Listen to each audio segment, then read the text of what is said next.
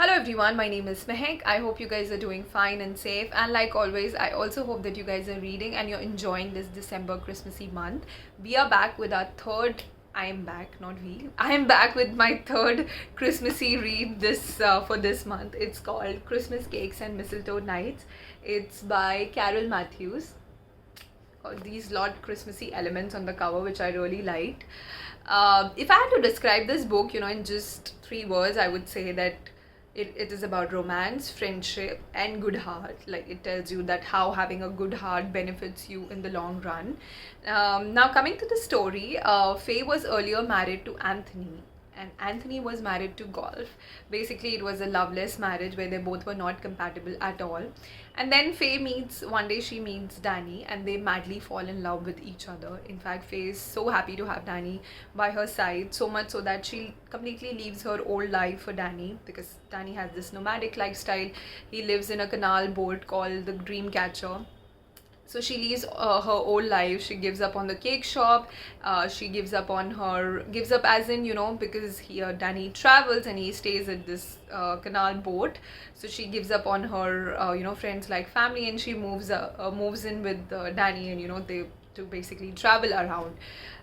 She's quite happy, sailing with Danny. But one day she gets a call from her best friend, who's Lija. Lija informs her that one of their friends, Stan, who is basically Faye's 93-year-old friend. In fact, he's more like a father figure to Faye. He has fallen extremely ill, and now that Lija is taking care of the cake shop, she really has too much on her plate to take care of Stan as well. So she makes a request to Faye that if she could come back for a while and look after Stan. And Faye, being Faye, like someone who has a big heart and a good heart, and Stan means so much to her, she decides to come back to her town, in spite of knowing that she'll have to leave Danny behind, because he needs to take care of the boat and be there. And she knows that it's going to be really difficult for them, but she still decides to come back, to be with her friends and take care of Stan. Now, once she's back to the town, as soon as she comes back to her cake shop, and her friends, who, like I said, are like family, she directly gets into the passion of, she rediscovers her passion of baking. And at that moment she realized, if she did the right thing to leave all this behind, because she loves baking. So as soon as she's at the cake shop, she truly misses what she had. So she thinks, if it was a good decision that she left all this behind. And moreover, she starts wondering if it's a good decision now to in fact go back again, because when she comes back, she also realizes that how her friends are having a tough time. For example, Leah, her best friend, is pregnant and the father is not around. In fact, the guy doesn't even know that Leah is pregnant. Stan is ill, for whom Faye has come all the way. Plus, there was a recent the dam broke, and there was floods, and Leah's house got destroyed. So between all these problems, Faye finds out that that she needs to be around for her friends, because each of them is going through the tough time, and she feels that she needs to be around, sticking them and do her bit for them, because they mean so much to her. But the only problem is that for that, Danny has to give up on his nomadic life.